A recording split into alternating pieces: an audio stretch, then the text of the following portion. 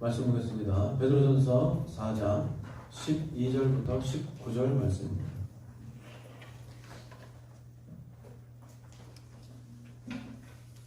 신약 382페이지입니다. 교독합니다. 사랑하는 자들아, 너희를 연단하려고 오는 불시험을 이상한 일 당하는 것 같이 이상히 여기지 말고 오히려 너희가 그리스도의 고난에 참여하는 것으로 즐거워하라. 이는 그의 영광을 나타내실 때 너희로 즐거워하고 기뻐하게 하려고 하라. 너희가 그리스도의 이름으로 치욕을 당하면 복 있는 자로다. 영광의 영 곧 하나님의 영이 너희 위에 계심이라. 너희 중에 누구든지 살인이나 도둑질이나 악행이나 나라를 간섭하는 자로 고난을 받지 말려니와. 만일 그리스도인으로 고난을 받으면 부끄러워하지 말고 도리어 그 이름으로 하나님께 영광을 돌리라. 하나님의 집에서 심판을 시작할 때가 되었나니 만일 우리에게 먼저라면 하나님의 몸을 순종하지 않는 자들의 그 마지막을 떠올라. 또 의인이 겨우 구원을 받으면 경건하지 아니한 자와 죄인은 어디에 서리요? 그러므로 하나님의 뜻대로 만나는 자들은 또한 선을 행하는 가운데 그 영혼을 믿으신 창조주께 나아가지 않아라. 아멘. 오늘 순교자적 삶이라는 제목으로 하나님의 말씀을 받도록 하겠습니다. 저를 따라 기도합니다. 사랑의 하나님, 말씀을 받습니다. 말씀하여 주시옵소서. 들을 수 있는 귀를 열어주시옵소서. 순종할 수 있는 마음을 허락하시옵소서. 행동할 수 있는 열정을 허락하시옵소서. 오직 예수 그리스도께만 집중하게 하시옵소서. 예수님 이름으로 기도합니다. 아멘.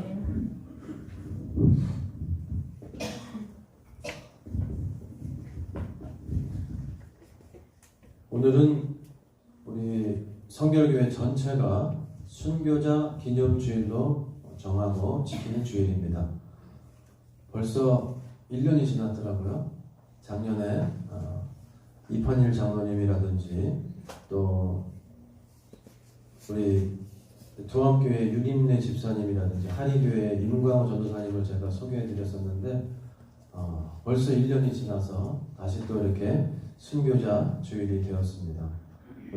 우리보다 먼저 신앙을 지키기 위해서 목숨 다하여서 그렇게 생명 바쳐가며 신앙을 지킨 신앙의 선배님들, 그분들을 생각하면서 우리도 또 앞으로 우리의 신앙생활을 어떻게 할 것인가 다짐하는 그러한 귀한 시간 되시기를 축복합니다.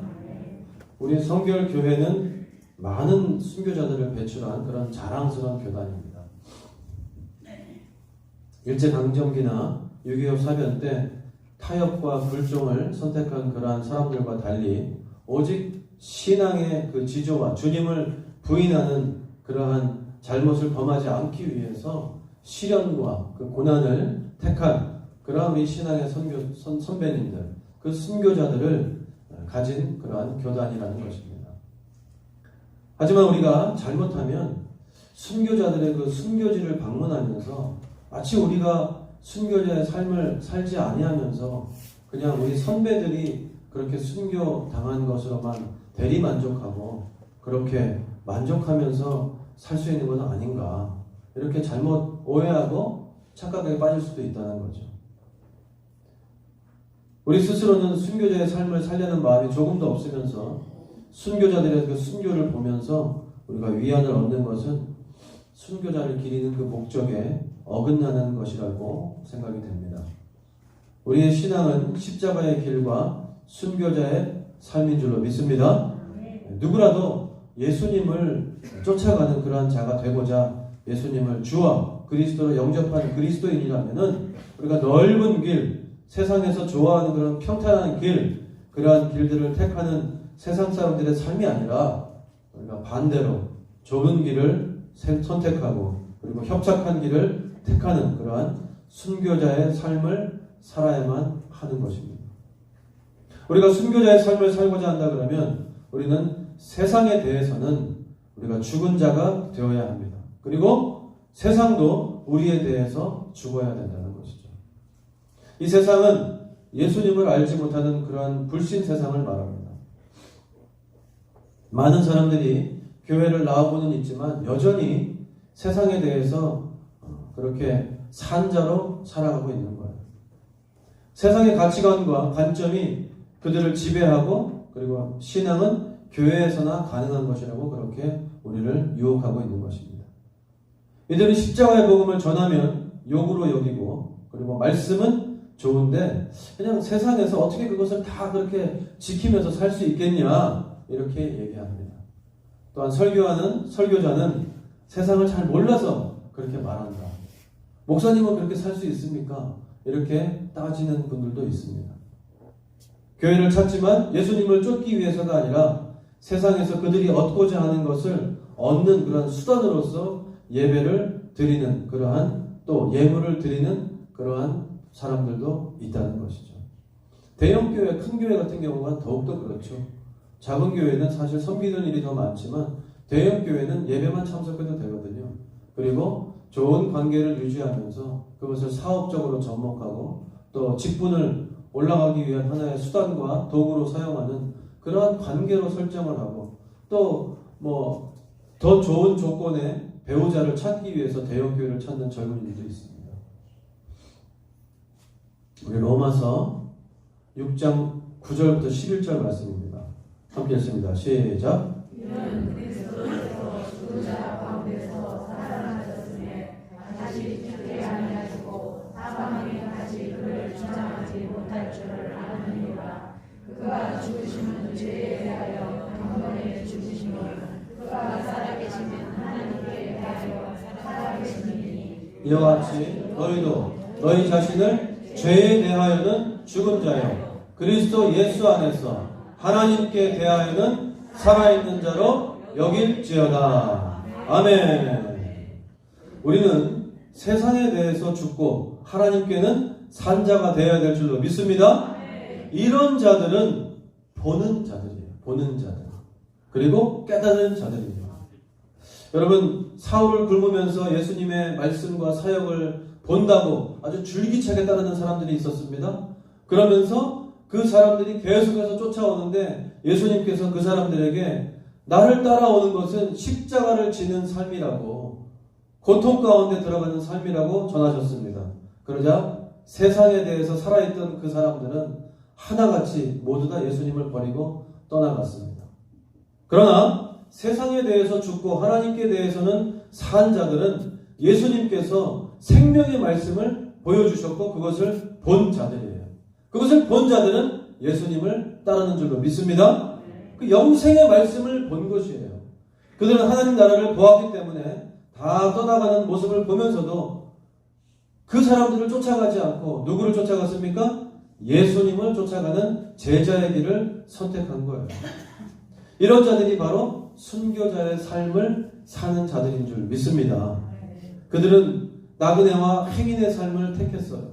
이 땅에 살면서 물질, 소유 이런 것에 집착하지 않고 오직 하나님 나라 확장을 위해서 그리고 그 신앙을 지키기 위해서 그 예수님이 가신 그 고난의 길, 그 고난의 십자가를 함께 짊어지고 동참하는 그 길을 선택했다는 거죠. 이들은 하나님이 주시는 상급을 바라보고 부르심의 상을 따라갔습니다. 주님이 재림하시는 그날에 겨우 구원받은 자들, 즉 부끄러운 구원을 받은 자들이 있을 것입니다. 이제 임박해서 주님 오시니까 저는 주님을 믿습니다. 그렇게 해서 구원받은 사람들도 있습니다. 그러나 그들은 불 가운데서 겨우 건져냄을 받은 그냥 타다 남은 장작과 같은 그런 존재들인 거예요. 왜냐하면 그들은 면류관, 즉 상급을 받지 못하기 때문입니다. 그래서 그날이 부끄러운 날이고 수치의 날이 될 것입니다. 그러나 그날에 상급받는 자들이 있습니다. 우리 옥산 성결 가족 모두가 예수 그리스도의 그 고난의 길을 따라가고 상급받으시는 우리 모든 성도들 다 되시기를 축복합니다. 그러면 그날에 상급받는 자들은 어떤 사람들인가? 마지막 날에 상급을 받는 자들에 대해서 한번 살펴보도록 하겠습니다. 첫 번째, 박해를 견디어내는 자들입니다. 어느 시대나 빛 가운데 행하는 자들은 어둠 가운데 행하는 자들로부터 박해를 받습니다. 역사를 보면 우리가 충분히 알 수 있어요. 왜냐하면 자기의 악함이 드러나기 때문입니다. 이들 가운데 순교자들이 있습니다. 순교자들은 박해를 견디어내는 자들입니다. 다 같이 옆 사람에게 순교자는 박해를 견디는 자들입니다. 우리 모두 박해를 잘 견뎌냅시다. 여러분, 앞으로 여러분이 예수 믿기가 점점 더 어려워지실 거예요. 세상 사람들로부터 더 많은 욕을 받을 겁니다. 아주 비난을 받고 조롱거리로 그렇게 전락하는 상황이 될 거예요. 예수 믿는 사람들이 아주 우스운 세상이 되어버리고 있어요. 지금 점점 더 어려워질 거예요. 그리고 이게 옳은 건가? 라고 착각하다가 이 정도는 되겠지 하고 생각하면서 타협하고 그러면서 예수 믿는 신앙이 점점 물에 물 탄 듯이 그렇게 희석되어져 가는 그러한 상황이 될 것입니다. 그러나 분명히 우리는 순교자적인 삶을 살아야 될 줄로 믿습니다. 두 번째는 원수를 선대한 자들입니다. 이것은 예수님의 사랑으로 사랑한 자들이에요. 우리의 사랑으로는 감히 이것을 지킬 수가 없습니다. 우리의 감정으로는, 우리의 인생의 경험으로는 나에게 해를 끼치고 박해하고 나에게 정말 힘들게 하는 그 사람 한 사람에 대항해서 우리가 정말 이렇게 살기가 너무 어려운 그런 시대가 되어버렸어요. 그러나 예수 그리스도의 사랑으로 우리는 능히 그것을 감당할 수 있을 줄로 믿습니다. 예수님의 사랑이 없이는 우리는 이것을 감당할 수가 없어요. 원수를 선대하는 사람, 이것은 정말로 힘든 일입니다.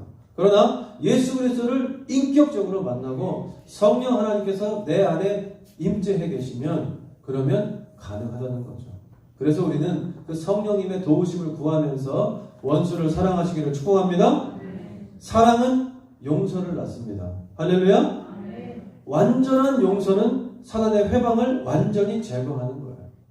원수 같은 사람, 믿고 싫은 사람, 얼굴만 봐도 피하고 싶고 저 멀리서 모습만 봐도 그냥 고개를 돌리고 싶은 그러한 사람을 용서할 수 있는 것은 뭐예요? 바로 예수님의 사랑밖에 없다는 거죠. 그 예수님의 사랑이 내 안에 충만할 때, 가득할 때, 그럴 때 용서가 가능하다는 거죠.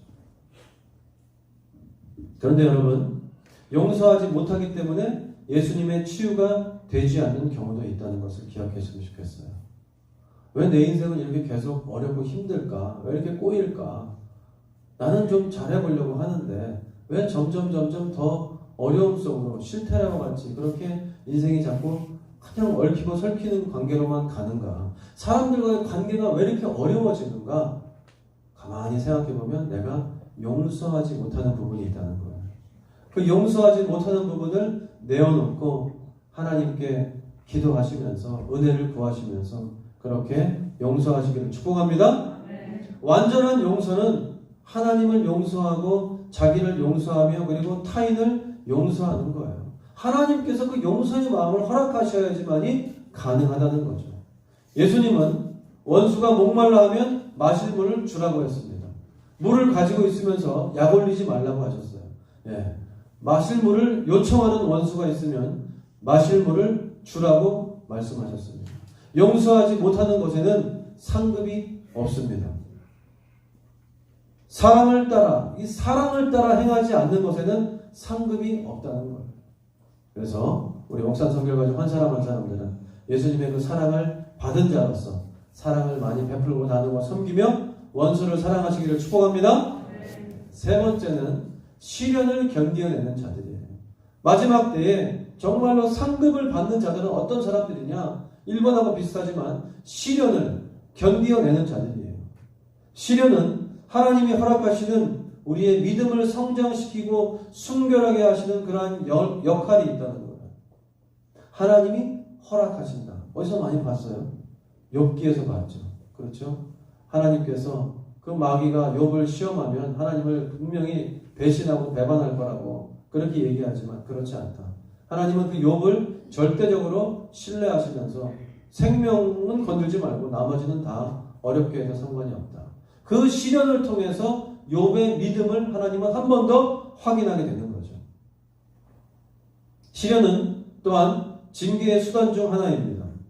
그래서 우리를 믿음으로 성장시키고 순결하게 하는 역할도 하지만 또 징계가 교육이듯이 그렇게 시련도 우리에게는 교육이 돼서 몰랐던 것, 잘못 알았던 것들을 회복하고 돌이키고 하나님께로 방향을 바꾸고 그렇게 나아갈 수 있게 한다는 거죠. 오늘 본문 말씀 11절을 보니까 우리는 때로 불시험을 당한다고 했습니다. 사방이 그냥 꽉꽉 막힌 것 같은 그런 상황에 놓여 있습니다. 그런 문제의 해결을 위해서 울면서 기도하지만 상황은 더 험악해져 가는 것 같습니다. 그때 욥의 친구들이 나타납니다. 우리에게도 그런 사람들이 있었죠. 마치 우리를 굉장히 위로해 주는 것처럼 그렇게 함께 정말 그 걱정해 주는 것처럼 하지만 우리에게는 더 많은 비수를 찔러대는 그러한 사람들이 있었다는 거죠. 욥의 친구들처럼. 욥의 친구들은 죄 문제로 고난을 바라봅니다. 그리고 오늘날도 신앙생활 잘하면 만사형통한다고 하면서 고난을 당하면 당신 신앙생활 지금 제대로 잘못하고 있는 거야. 제대로 하고 있지 않다고 그렇게 그런 결과 때문에 그렇게 됐다고 얘기하는 사람들도 있어요. 그러나 그때 우리는 자기를 의뢰하는 것을 내려놓게 되고 하나님만을 의뢰하고 믿게 되는 것을 믿습니다. 나를 믿고 의지하는 것이 아니고 누구를 믿어야 된다는 거예요? 하나님을 믿고 의지해야 된다는 거예요. 내가 이 세상의 모든 문제를 다 해결할 수 있는 능력을 갖춘 자가 아니기 때문에 우리에게 오는 그런 시련도 하나님께서 우리에게 주신 것이라 하나님을 믿고 신뢰하면 그것을 능히 피할 수 있는 길을 열어주실 줄로 믿습니다. 그 피할 길을 주실 하나님을 신뢰하고 의지해야지만이 우리가 능히 감당할 수 있는 거예요. 시련은 우리로 기도하게 하고 주님만을 붙잡게 합니다. 어떤 문제가 생기면 기도의 자리에 사람들이 많이 나옵니다. 뭐 평상시에 나오면 더 좋습니다. 그러나 그때라도 나오는 게 다행이죠.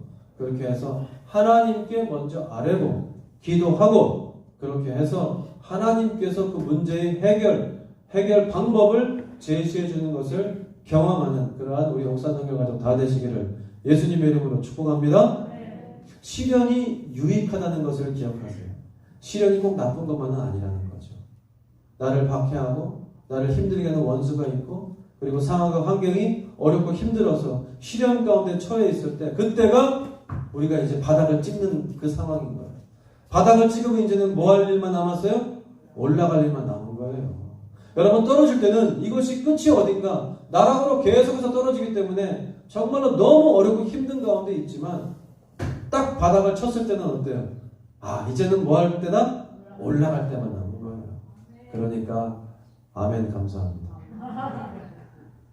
하나님께 간구하면서 그렇게 승리로 독수리처럼 올라가는 우리 모든 옥산성결가족 다 되시기를 축복합니다. 때로는 범죄함으로 시련을 당하게 되는 때도 있어요. 하나님은 그것까지도 선하게 사용하시는 것을 우리가 봅니다. 우리가 실수하고 넘어지고 잘못 생각했을 때 하나님이 우리에게 시련을 주십니다. 또한 우리를 더욱더 훈련시키시고 단련시키시기 위해서 또 시련을 주실 때도 있다는 거죠. 그것을 잊지 마시고 하나님께서 주시는 그 능력을 기대하면서 사모하면서 이 뒤에 있을 그 하나님의 큰 놀라운 계획하심을 기대하면서 그렇게 나아가시기를 예수님의 이름으로 축복합니다. 네 번째는 다 같이 읽습니다. 시작. 하나님의 영광을 위해 사람의 평가를 배척하는 사람들. 하나님의 영광을 위해서 사람의 눈을 의식하지 않고 사람의 평가를 의식하지 않고 오직 하나님의 평가만 의식하는 그러한 사람들이 마지막 때에 상급을 받는 자들인 줄로 믿습니다. 사람의 평가를 귀하게 여기는 자들은 항상 타협합니다. 아유, 많은 사람들이 이렇게 얘기하니까 이게 옳은 길인가 보다. 좋은 게 좋은 거지 뭐. 그리고 세상과 타협하고 양다리를 걸치는 거죠. 그러나 성경에서 분명히 말씀합니다. 양다리는 없다고.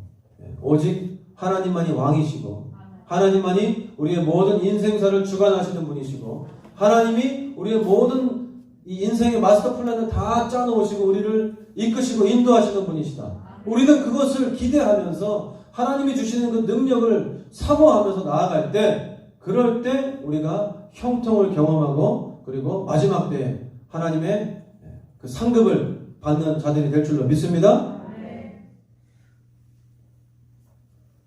사람의 평가를 귀하게 여기는 자들은 항상 타협한다고 그랬어요. 그리고 자기를 드러내는 그러한 길을 택합니다.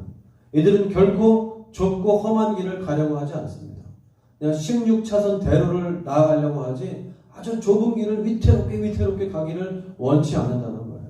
그러나 하나님의 영광만을 추구하는 자들은 하나님의 부르심을 귀하게 여기고, 할렐루야, 땅의 것이 아닌 하늘의 것을 추구하게 되는 것입니다.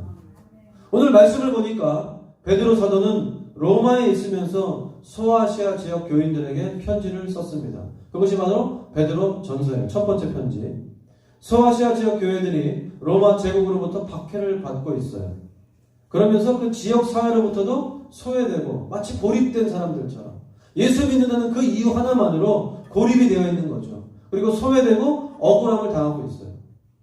그런 상황에서 사도 베드로는 순교자의 길을 가라고 그렇게 권면하고 있습니다. 오늘 12절 말씀을 한번 보십시오. 성도들을 테스트하기 위해서 오는 그 불시험을 이상한 일 당하는 것 같이 이상하게 여기지 말라라고 얘기하고 있습니다. 하나님은 우리를 시련의 상황에 내어놓으십니다. 그것은 우리를 테스트하시는 것이에요.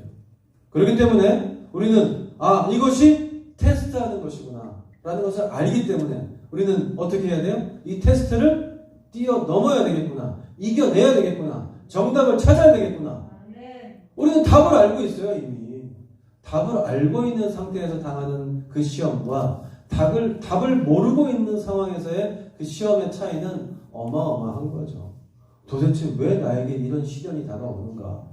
이유를 알지 못하는 사람은 그냥 멘붕이 오는 거예요. 요즘 아이들 말처럼 멘탈이 정신을 못 차리고 붕괴되는 거죠.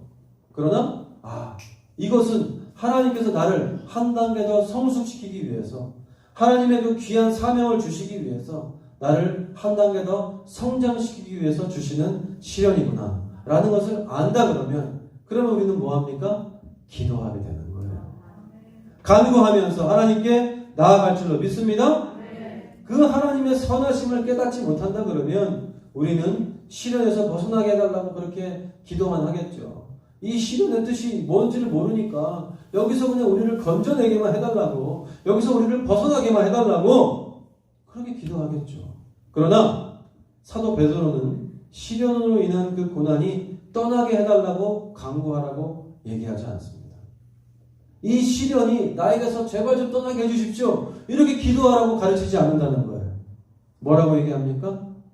그 시련으로 인한 고난을 허락하신 분이 바로 하나님이시기 때문에 기뻐하라 라고 얘기하는 거예요. 할렐루야. 그런데 우리가 그 시련으로 인한 고난이 떠나게 해달라고 간구하는 것은 큰 잘못이죠. 그리고 우리는 이 시련을 통해서 하나님, 우리가 이것을 능히 이겨낼 수 있는 힘과 은혜를 더하여 주시옵소서. 내가 더 성장하기를 소망합니다. 이 상황을 바라보지 않게 하시고 이 상황 뒤에 계신 하나님의 크신 뜻을 바라보면서 우리가 한 걸음 더 나아갈 수 있도록 능력 더하여 주시옵소서. 이렇게 간구하며 기도하는 우리 옥산 성결가족 다 되시기를 간절히 바랍니다. 사도 베드로는 고난당하는 교회에게 도리어 즐거워하라고 그렇게 얘기합니다. 13절 시작. 오히려 너희와 그리스도의 고난에 참여하는 것으로 즐거워하라. 이는 그의 영광을 나타내실 때에 너희로 즐거워하고 기뻐하게 하려 한다. 아멘. 오늘날 교회에서 고난당하는 성도들에게 즐거워하라고 설교한다 그러면 어떻게 되겠습니까? 목사님 약간 정신이 어디 가셨습니까? 이럴 수 있을지 모르겠어요. 아니 지금 힘들어 죽겠는데 그 고난을 달게 받으십시오, 이렇게 설교한다 그러면 정말로 너무 어렵고 힘들겠죠. 난리가 날 것입니다. 이때까지 우리는 고난은 피하거나 제거되어야 될 좋지 않은 것으로 그렇게 배워왔기 때문입니다. 그러나 신앙생활을 잘하면 만사 형통한다고 배워왔고, 만사 형통에서 보이는 것은 신앙생활을 잘하고 있는 증거라고 그렇게 생각하고 살아왔어요. 우리는 주님이 주시고 허락하시는 그 시련을 견디어내야 될 줄로 믿습니다. 견디어내되 우리의 힘이 아니라 하나님의 능력, 하나님의 힘으로 견디어내고 이겨내야 될 줄로 믿습니다. 그리고 시련을 통해서 깨닫고 자라나고 성장해야 된다는 거죠. 시련을 통해서 깨닫고 자라남이 없으면 시련이 불행한 것이 되는 거예요. 성장이 없으면 그 시련은 시련으로 끝나는 거예요. 그리고 점점 더 어렵겠죠. 화단에 어제 새벽에 12개의 수국을 심었습니다. 약간 때가 늦었다고 하는데 우리가 잘 이겨내기를 바라는 마음으로 물을 듬뿍 주고 심었습니다. 시련이 옵니다. 이제 날씨가 추워지죠. 그 전에 뿌리가 내려지고 견고하게 잘 그 자리를 잡으면 저 수국은 살아날 것이고, 그래서 내년에 활짝 펴서 우리 성도님들이 그 앞에서 함께 모여서 예쁜 수국을 바라보면서 사진을 찍을 날이 올 것입니다. 그런데 그 시련을 이겨내지 못하는 수국은 죽을 거예요.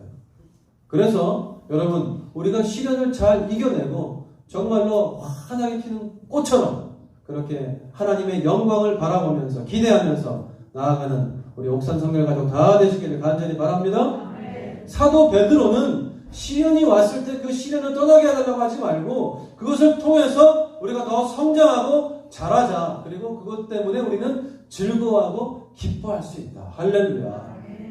우리가 결과를 알고 있으니까 우리는 시련이 왔을 때 그것쯤이야. 우리는 이것을 통해서 한 걸음 더 나아가고 한 단계 더 올라가고 더 성장할 거야 하면서 기뻐하고 즐거워하는 우리 옥산 성결 가족 다 되시기를 축복합니다. 왜냐하면 거기에는 상급이 있기 때문이에요. 예수님이 재림하실 그때에 시련을 견뎌낸 자들은 면류관을 받게 될 줄로 믿습니다. 그리고 하나님의 그 영광을 위해서 사람들의 평가를 널리하기 때문에 욕도 받을 수 있어요. 오늘 본문 말씀 14절 말씀입니다. 우리가 빛 가운데 행하기 때문에 우리를 악하다고 하고 헐뜯는 자들이 있을 때 우리는 상급을 받습니다. 그때 성령님도 우리의 연약함을 도우셔서 영광의 영, 곧 뭐예요? 하나님의 영이 너희 위에 계심이라. 아멘. 우리 혼자 하는 게 아니라는 거죠. 그 마지막 때에는 정말 우리가 환난과 시련 가운데에서 그것을 잘 이겨낼 수 있도록 성령 하나님이 도와주실 줄로 믿습니다. 그때 성령님도 우리의 연약함을 도우셔서 지속적으로 하나님께 영광 돌리는 자리를 선택하게 하신다는 거예요. 때로는 조롱하는 말투인 그 그리스도인이라는 그 이름이 사실 우리에게는 많이 부담스러울 수 있어요. 세상 사람들은 그리스도인, 옛날에는 그리스도인이라고까지 했는데 지금은 입에 담기도 뭐한 이름을 우리에게 붙였습니다. 앞에 기자가 아니고 다른 말을 붙여가지고 엑스도교 이렇게 얘기하고 있어요. 멍멍이 이름을 붙여놨어요. 치욕적이죠. 아주 모욕적이죠. 그런 세상 가운데 우리가 살고 있는 거예요. 조롱하는 말투인 그 그리스도인이라 시감을 받을 수 있습니다. 그때 우리의 타락한 자아는 그 조롱하는 말투에서 벗어나려고 할지 몰라요. 그런데 순교자적 삶을 사는 사람들은 그 치욕도 능히 감당할 수 있을 줄로 믿습니다. 그 상황 가운데에서 그것을 견디지 못하고 우상 숭배하는 그러한 길을 선택한다든지 예수님을 믿지 않고 배교하는 길을 선택하는 사람들도 있었습니다. 그러나 순교로 나아가면서 그 갖은 모욕과 조롱 섞인 말을 들으면서도 그 예수님을 믿고 예수 믿으면 죽인다고 협박했을 때 우리 신앙의 많은 순교자 선교 선배님들은 그것을 선택했습니다. 죽음을 선택했어요. 신앙을 선택했어요. 그래서 그 신앙이 이렇게 계속해서 이어져 내려와서 오늘날 2022년 9월 25일 이렇게 거룩한 주일날 우리가 이 자리에 함께 모여 예배하게 할 수 있게 됨을 감사함으로 나아갑니다. 우리가 그것을 잘 본받아서 우리도 마찬가지로 우리의 신앙의 후배들에게 신앙의 본을 잘 보이고 전수하는 그런 우리 옥산 성결 가족 다 되시기를 예수님의 이름으로 축복합니다. 16절 우리는 그리스도인이라고 불리워지는 것으로 인해서 하나님께 영광을 돌려야 된다는 거예요. 할렐루야. 우리를 조롱받기 합당하게 하신 것에 감사해야 될 줄로 믿습니다. 하나님이 이미 교회에서 심판을 시작하셨어요. 17절 순교자의 삶을 살지 않는 자들을 심판하시는 겁니다. 그래서 하나님은 그런 자들의 마음을 지속적으로 강팍하게 하십니다. 예수님 잘 믿다가 어느 상황에서 어떤 한 마음, 어떤 한 상황 때문에 삐뚤어져 가지고 예수님을 떠나고, 그리고서는 예수 믿는 것 자체를 부정하고 부인하고, 그리고 그것을 긍정하지 못하고 오히려 돌아오지 못하는 그런 분도 계세요. 우리가 복음을 전했을 때 마찬가지예요.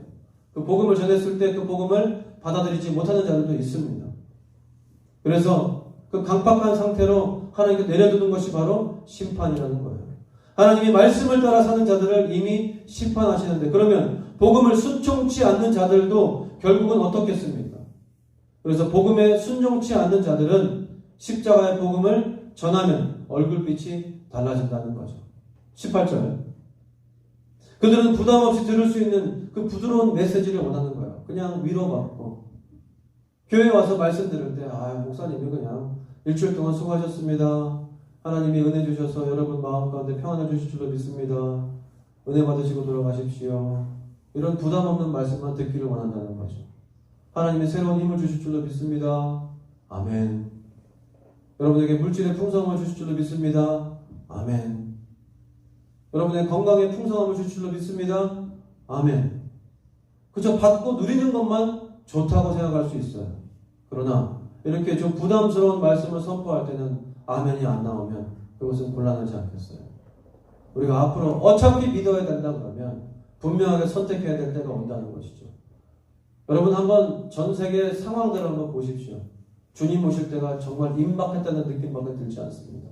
곳곳에 기근이, 곳곳에 전쟁이, 곳곳에 감당할 수 없는 자연재해가. 우리가 마지막 때를 살고 있는데 이때에 어떻게 하나님을 믿고 의지하면서 신앙생활을 할 것인가? 세상의 편안한 것을 선택할 것인가?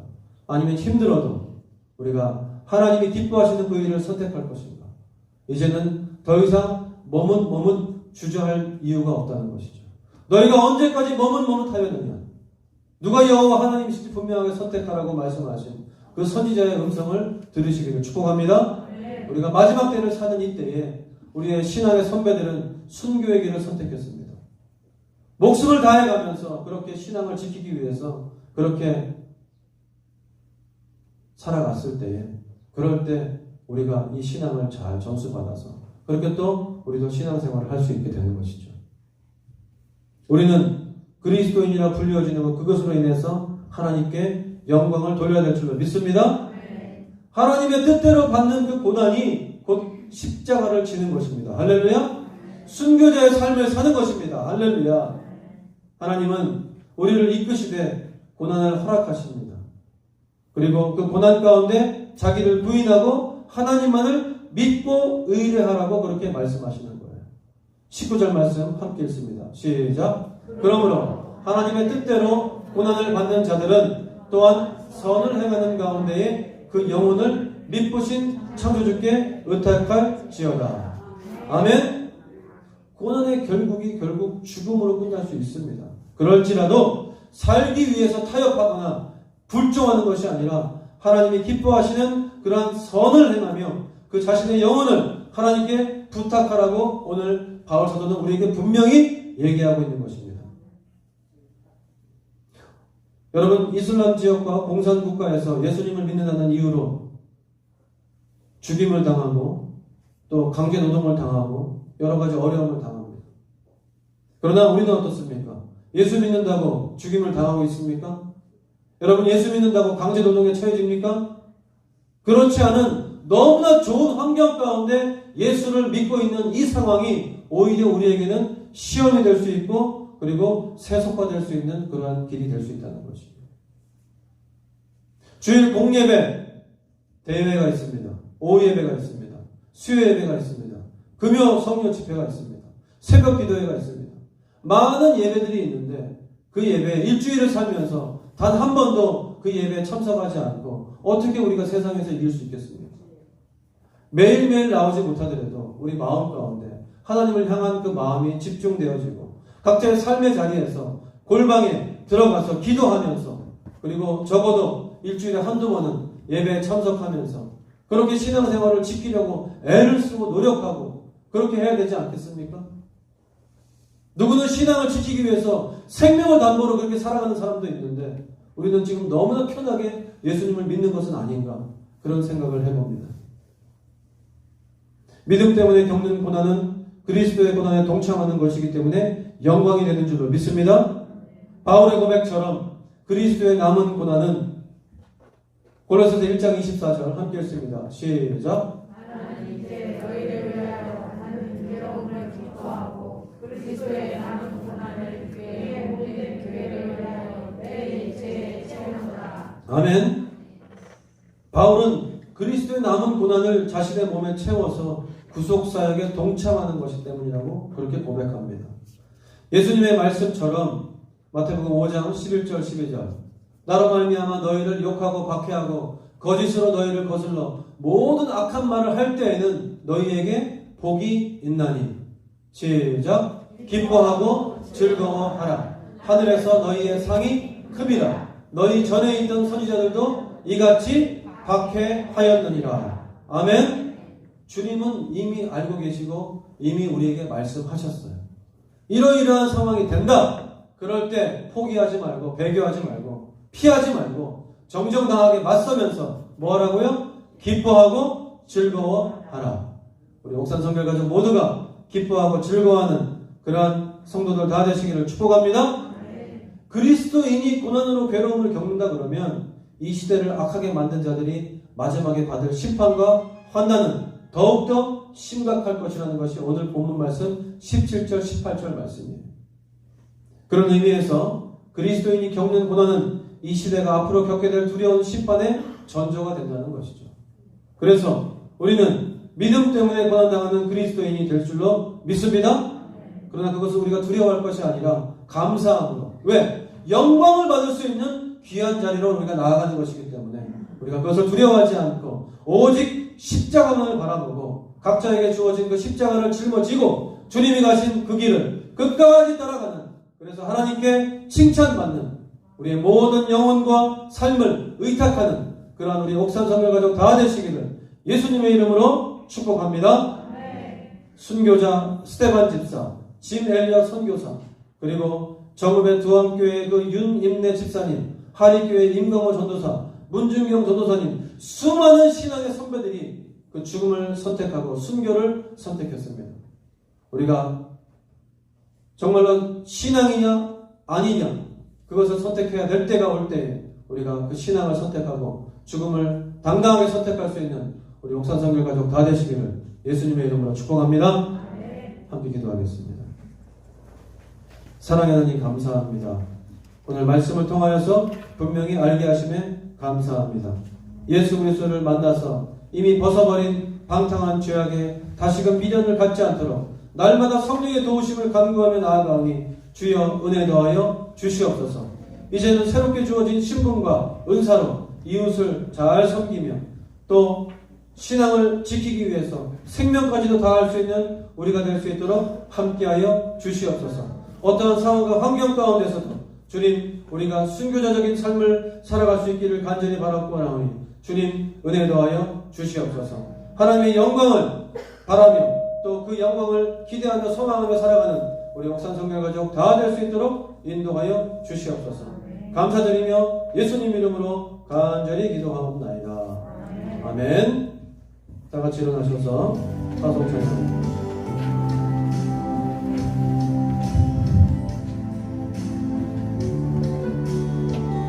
내가 원하는